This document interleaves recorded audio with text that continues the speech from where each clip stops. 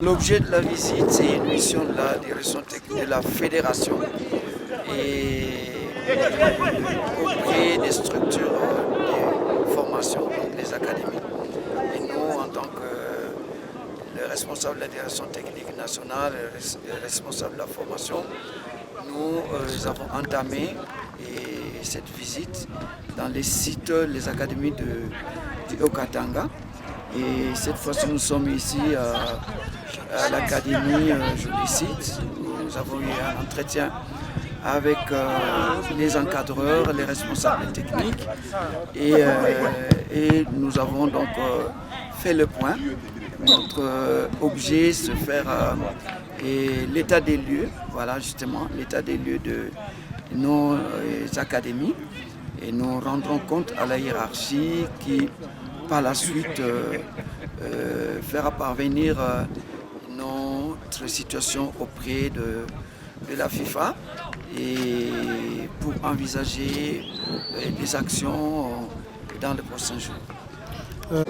Plutôt content et encouragé parce que c'est depuis 10 ans que ça existe. Il faut des gros efforts, un gros investissement.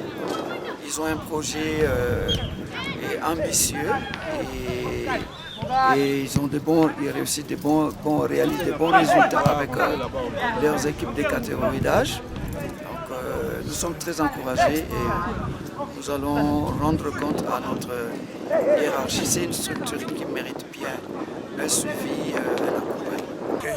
Je disais que grâce à l'encadrement qu'ils ont mis en place pour s'occuper de la jeunesse, je crois que le premier bénéficiaire de cette jeunesse, c'est le gouvernement congolais qui jusqu'à présent ne tourne pas ses yeux vers ce genre de structure.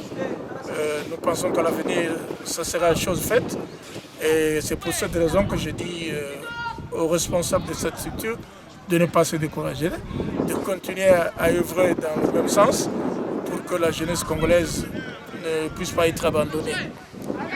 Quant aux encadreurs, donc ils sachent que tant qu'ils seront formés, ils seront à mesure de former aussi les joueurs. Un encadreur qui n'est pas formé, il risque de former les joueurs.